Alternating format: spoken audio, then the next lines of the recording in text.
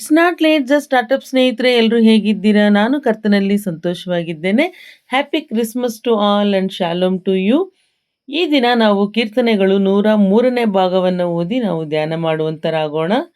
ಕೀರ್ತನೆಗಳು 103. ನನ್ನ ಮನವೇ ಯೆಹೋವನನ್ನು ಕೊಂಡಾಡು, ನನ್ನ ಸರ್ವೇಂದ್ರಿಯಗಳೇ ಆತನ ಪವಿತ್ರ ನಾಮವನ್ನು ಕೀರ್ತಿಸಿರಿ. ನನ್ನ ಮನವೇ ಯೆಹೋವನನ್ನು ಕೊಂಡಾಡು, ಆತನ ಉಪಕಾರಗಳಲ್ಲಿ ಒಂದನ್ನೂ ಮರೆಯಬೇಡ. ಆತನು ನಿನ್ನ ಎಲ್ಲ ಅಪರಾಧಗಳನ್ನು ಕ್ಷಮಿಸುವವನು, ಸಮಸ್ತ ರೋಗಗಳನ್ನು ವಾಸಿ ಮಾಡುವವನು, ನಿನ್ನ ಜೀವವನ್ನು ನಾಶದಿಂದ ತಪ್ಪಿಸುವವನು, ಪ್ರೀತಿ ಕೃಪೆಗಳೆಂಬ ಕಿರೀಟದಿಂದ ನಿನ್ನನ್ನು ಶೃಂಗರಿಸುವವನೂ ಆಗಿದ್ದಾನೆ. ಶ್ರೇಷ್ಠ ವರಗಳಿಂದ ನಿನ್ನ ಆಶೆಯನ್ನು ಪೂರ್ತಿಗೊಳಿಸುತ್ತಾನೆ. ಹದ್ದಿಗೆ ಬರುವಂತೆಯೇ ನಿನಗೆ ಯೌವನವನ್ನು ತಿರುಗಿ ಬರಮಾಡುತ್ತಾನೆ. ಯೆಹೋವನು ನೀತಿಯನ್ನು ಸಾಧಿಸುವವನಾಗಿ ಕುಗ್ಗಿ ಹೋದವರೆಲ್ಲರ ನ್ಯಾಯವನ್ನು ಸ್ಥಾಪಿಸುತ್ತಾನೆ. ಆತನು ಮೋಶೆಗೆ ತನ್ನ ಮಾರ್ಗವನ್ನು, ಇಸ್ರಾಯೇಲ್ಯರಿಗೆ ತನ್ನ ಕೃತ್ಯಗಳನ್ನು ಪ್ರಕಟಿಸಿದನು. ಯೆಹೋವನು ಕನಿಕರವೂ ದಯೆಯೂ ದೀರ್ಘಶಾಂತಿಯೂ ಪೂರ್ಣ ಪ್ರೀತಿಯೂ ಉಳ್ಳವನು. ಆತನು ಯಾವಾಗಲೂ ತಪ್ಪು ಹುಡುಕುವವನಲ್ಲ, ನಿತ್ಯವೂ ಕೋಪಿಸುವವನಲ್ಲ. ಆತನು ನಮ್ಮ ಪಾಪಗಳಿಗೆ ಸರಿಯಾಗಿ ನಮ್ಮನ್ನು ಶಿಕ್ಷಿಸಲಿಲ್ಲ, ನಮ್ಮ ಅಪರಾಧಗಳಿಗೆ ತಕ್ಕಂತೆ ದಂಡಿಸಲಿಲ್ಲ. ಭೂಮಿಯ ಮೇಲೆ ಆಕಾಶವು ಎಷ್ಟು ಉನ್ನತವೋ, ಆತನಲ್ಲಿ ಭಯಭಕ್ತಿಯುಳ್ಳವರ ಮೇಲೆ ಆತನ ಕೃಪೆಯು ಅಷ್ಟು ಅಪಾರವಾಗಿದೆ. ಪೂರ್ವಕ್ಕೂ ಪಶ್ಚಿಮಕ್ಕೂ ಎಷ್ಟು ದೂರವೋ, ನಮ್ಮ ದ್ರೋಹಗಳನ್ನು ನಮ್ಮಿಂದ ತೆಗೆದು ಅಷ್ಟು ದೂರ ಮಾಡಿದ್ದಾನೆ. ತಂದೆಯು ಮಕ್ಕಳನ್ನು ಕನಿಕರಿಸುವಂತೆ ಯೆಹೋವನು ತನ್ನಲ್ಲಿ ಭಯಭಕ್ತಿಯುಳ್ಳವರನ್ನು ಕನಿಕರಿಸುತ್ತಾನೆ. ಆತನು ನಮ್ಮ ಪ್ರಕೃತಿಯನ್ನು ಬಲ್ಲನು, ನಾವು ಧೂಳಿಯಾಗಿದ್ದೇವೆಂಬುದನ್ನು ನೆನಪು ಮಾಡಿಕೊಳ್ಳುತ್ತಾನೆ. ಮನುಷ್ಯನ ಆಯುಷ್ಕಾಲವು ಹುಲ್ಲಿನಂತಿದೆ, ಅವನು ಅಡವಿಯ ಹೂವಿನ ಹಾಗೆ ಶೋಭಿಸುತ್ತಾನೆ. ಗಾಳಿ ಬಡಿಯುತ್ತಲೇ ಅದು ಹೋಗುವುದು, ಅದರ ಸ್ಥಳವು ಅದನ್ನು ತಿರುಗಿ ಕಾಣುವುದಿಲ್ಲ.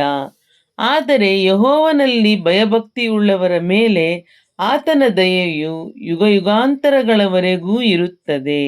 ಆತನ ನಿಬಂಧನೆಗಳನ್ನು ಕೈಕೊಂಡು ಆತನ ವಿಧಿಗಳನ್ನು ನೆನಪಿನಲ್ಲಿಟ್ಟುಕೊಂಡು ನಡೆಯುವವರ ಮಕ್ಕಳು ಮೊಮ್ಮಕ್ಕಳವರೆಗೂ ಆತನು ತನ್ನ ನೀತಿಯನ್ನು ಸಾಧಿಸುವನು.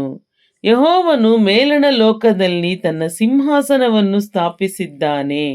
ಆತನು ಸಮಸ್ತವನ್ನೂ ಆಳುತ್ತಾನೆ. ದೇವದೂತರೇ, ಆತನ ಶಬ್ದಕ್ಕೆ ಕಿವಿಗೊಡುವವರೇ, ಆತನ ಆಜ್ಞೆಯನ್ನು ನೆರವೇರಿಸುವ ಪರಾಕ್ರಮಶಾಲಿಗಳೇ, ಯೆಹೋವನನ್ನು ಕೊಂಡಾಡಿರಿ. ಆತನ ಸೈನ್ಯಗಳೇ, ಆತನ ಮೆಚ್ಚಿಕೆಯನ್ನು ನೆರವೇರಿಸುವ ಸೇವಕರೇ, ಯೆಹೋವನನ್ನು ಕೊಂಡಾಡಿರಿ. ಆತನ ರಾಜ್ಯದ ಸರ್ವಸ್ಥಳಗಳಲ್ಲಿರುವ ಎಲ್ಲ ಸೃಷ್ಟಿಗಳೇ, ಯೆಹೋವನನ್ನು ಕೊಂಡಾಡಿರಿ. ನನ್ನ ಮನವೇ ಯೆಹೋವನನ್ನು ಕೊಂಡಾಡು.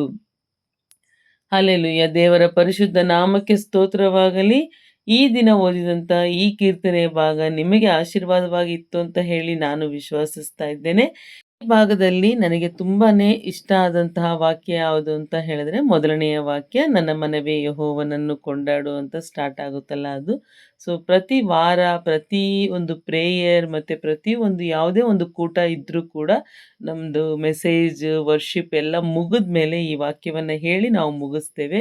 ಯಾಕೆ ಅಂತ ಹೇಳಿದ್ರೆ, ನಾವು ಒಂದೊಂದು ಸಲನೂ ದೇವರು ನಮಗೆ ಏನೇನೆಲ್ಲ ಮಾಡಿದ್ದಾರೆ ಅದನ್ನು ನಾವು ಮರಿಬಾರ್ದು ಅಂತ ಹೇಳಿ ನಮ್ಮ ಅಂತರಾತ್ಮಕ್ಕೆ ನಾವು ಹೇಳ್ಕೊಳ್ತೇವೆ. ಅದೇ ರೀತಿಯಾಗಿ ನನ್ನ ಸರ್ವೇಂದ್ರಿಯಗಳು ಅಂದರೆ ನಮ್ಮ ದೇಹದಲ್ಲಿರುವಂತಹ ಎಲ್ಲ ಸರ್ವೇಂದ್ರಿಯಗಳು, ಅಂಗಗಳು ಕೂಡ ದೇವರ ನಾಮವನ್ನೇ ಕೀರ್ತಿಸಬೇಕು ಅಂತ ಹೇಳಿ ನಮಗೆ ನಾವೇ ಹೇಳಿಕೊಂಡು ದೇವರಲ್ಲಿ ಬಲಪಡಿಸ್ಕೊಳ್ಳುತ್ತೇವೆ. ಆದ್ದರಿಂದ ಈ ವಾಕ್ಯ ನನಗೆ ತುಂಬಾ ಇಷ್ಟ ಆದಂತಹ ವಾಕ್ಯ.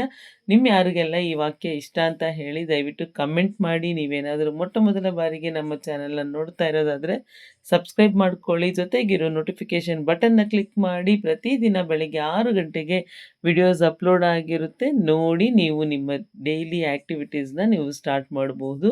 Thank you so much. God bless you. Have a good day.